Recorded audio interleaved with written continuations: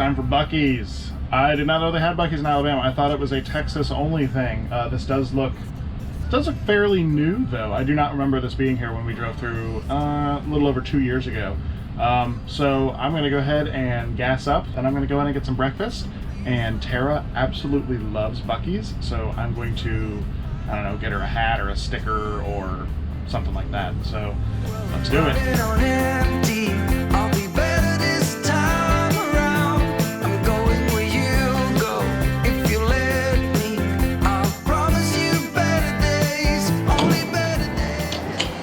Finally, that's the longest fueling up I've ever encountered in my life. It was just about 71 gallons, but gas is only $1.53 a gallon right now, so it's really not that big of a deal. That 71 gallons was just about $100, so really not bad compared to about 2 months ago. I probably would have been paying almost double that, especially down here getting towards beach season. Let's go ahead and get inside, get some coffee, get some breakfast, and fuel myself up, and then we'll get back on the road.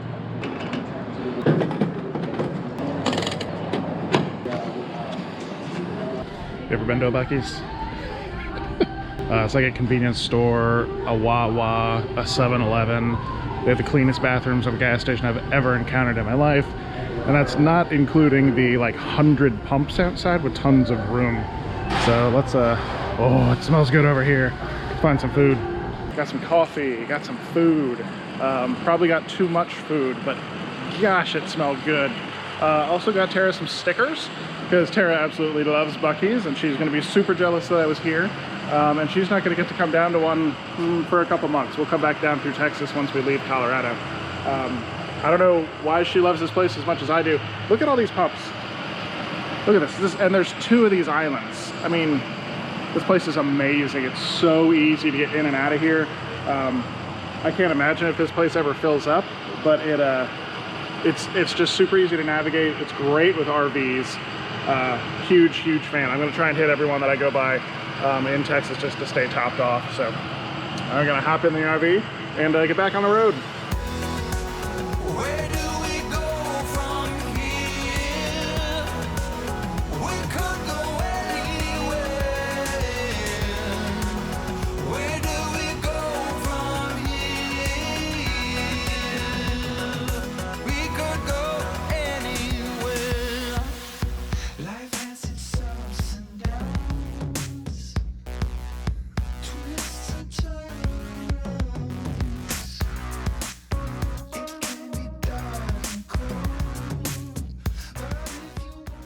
Wow, that was quite a stretch. 3 straight hours, and it looks like I got another, let's see, 510, so about 160 miles or so. Got off the interstate a little while ago, so I've only been going about 55 or 60 for a bit. But I'm passing through kind of the center rural area of Mississippi, and saw something I've never seen before in my life. I drove through an area that got hit by a tornado. I'm not sure how long ago, and I'm not sure exactly where, but wow, like I've never seen that kind of devastation in such a concentrated area before. I grew up on the East Coast, so I've seen what hurricanes can do, and some of that can be pretty bad, but seeing, like, just driving along and everything's normal, and then all of a sudden every tree in sight is down, houses are ripped to shreds, trucks and dumpsters just tossed through the air and on top of roofs, like, oh my lord. So man, I hope everybody back there made it through okay and things aren't too bad, but that is, it's very sobering to see something like that. And wow. So I just pulled into this little thing here because I'm not on an interstate. There aren't rest stops, so I haven't been able to pull off for a while, so I went ahead and stopped. I'm gonna get out, walk around a bit, you know, get the blood pumping back through my legs, use the restroom, grab a drink, and that sort of stuff. And yeah, then we'll get back on the road. I want to get as far as I can today. And also, coming up soon, well, no, I have to get all the way across Louisiana first. I'm a little worried about, not worried, but I'm curious about what's going to go on with the checkpoints that Texas has set up for people coming in from Louisiana. So I'll be getting up to Interstate 20, I think in about an hour, and then it's going to be Interstate 20 for quite a ways, and that's where I'll cross into Louisiana, and then I'll cross into Texas, and we'll see how that goes. I'll try and film it, but with it being like a police presence, we'll see what happens. So let me rejuvenate a little bit, and we'll be back on the road.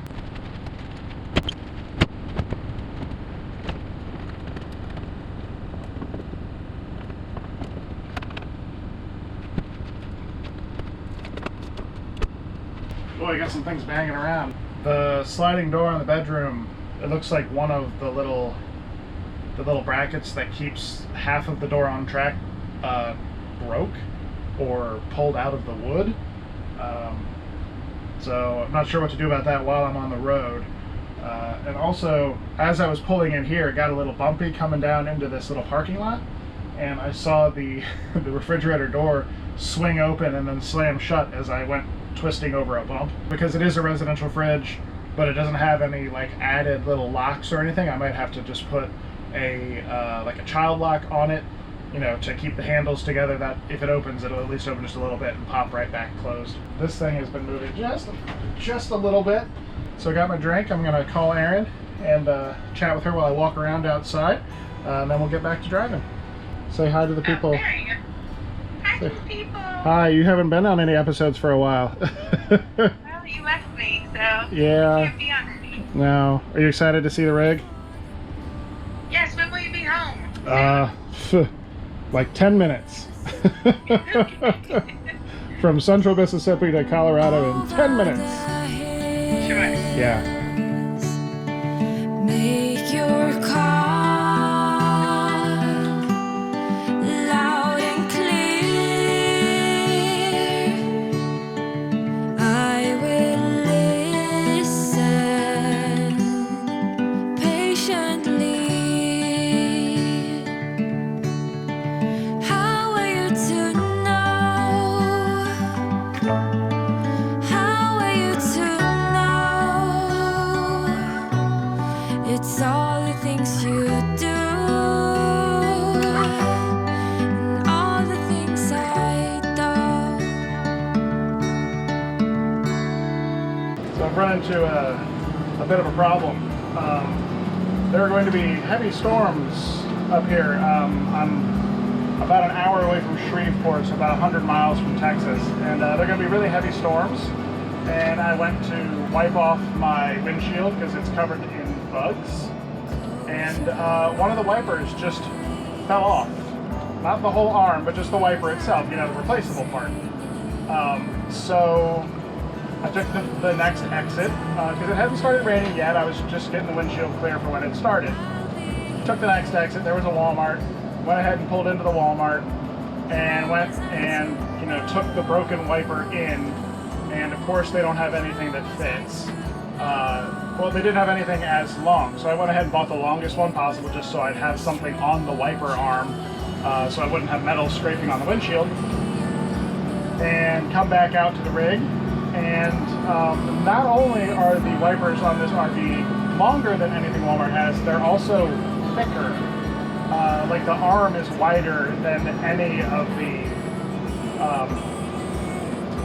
the wipers that Walmart has. So now it is 4:07 and I am 55 minutes away from the nearest RV dealership, and it closes at 5 o'clock. So that's where I'm headed. I'm going to call them in a minute here and see, you know, if they can hang out for an extra 5 minutes or something. And that drawer is really loud. So I'm going to call them and see if, you know, someone would be willing to just hang out for 5 minutes and wait for me to get there shortly after they close. So I'm going to call them, and hopefully this all works out, because otherwise I'm going nowhere with one wiper. So I'll just have to find somewhere to stop for the night and lose probably another good 4 hours of driving. So, boo.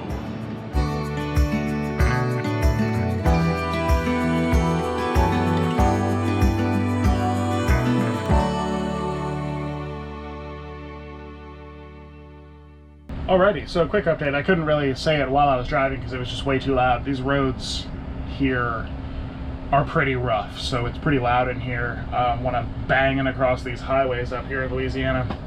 So I called, it ended up being a Camping World. I called them as I was getting onto the highway, and she said they're actually open till 6. So it is 5:05 right now, so I'm going to run in and we'll see if they have wipers. Hopefully they do. I'll be right back. They had the right wipers in stock, and I went ahead and got one. Did you guys know that RV wipers are $40 each? Wow! So, go ahead and fire her back up. And then we'll see. So I went ahead and the one that fell off was the passenger one.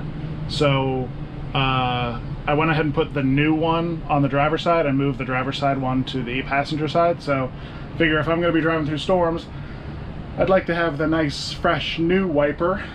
So let's see if they work.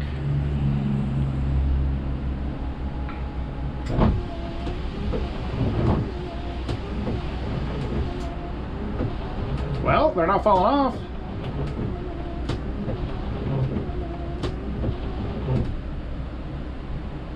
Looks good to me. Alrighty. Yeah, so that cost me about an hour and a half of travel time, so that's a bummer. But let's see how far I can get. I definitely want to get at least to the Dallas area, and I'm gonna have Aaron look ahead for me and see.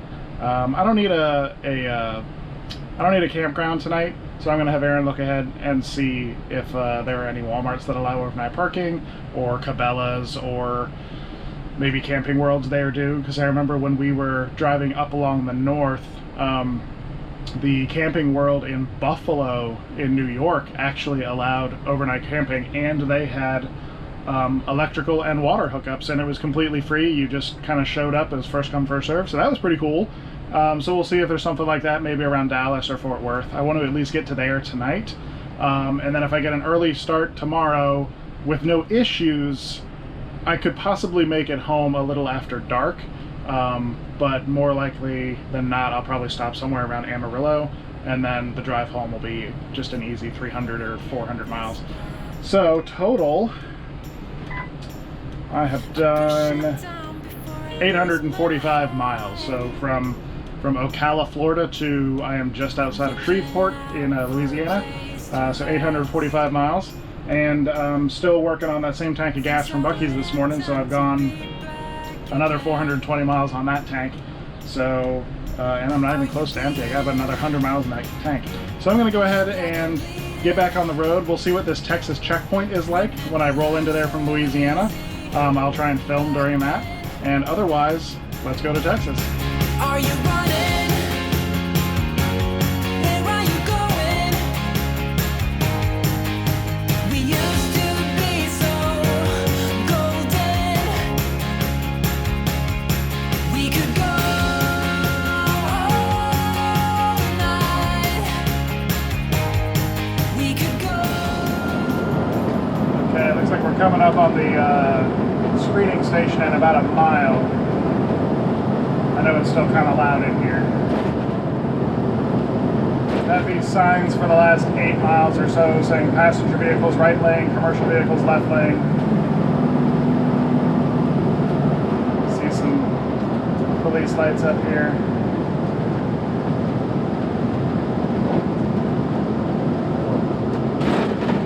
Passenger vehicles exit now. I wonder how much they're going to be screening because of the rain. I wonder if they're just going to wave people on, or because if they have tents set up, I'm not going to fit under a tent. Woo.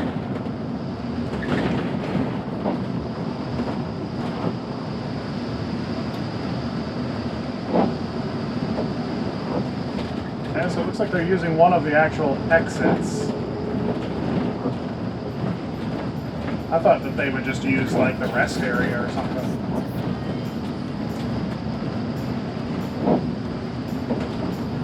And that truck pulled up. He was through in about 5 seconds. Look at this guy. This trooper's standing under.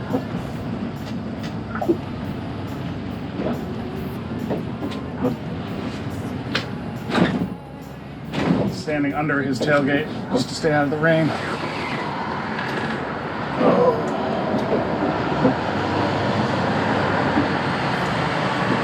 Hey there. Hello, where you headed? I'm going from Florida to Colorado. Have a good one. All right, stay dry.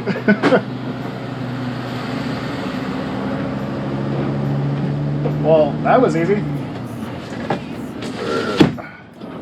That window closed. All right, just asked where I was headed.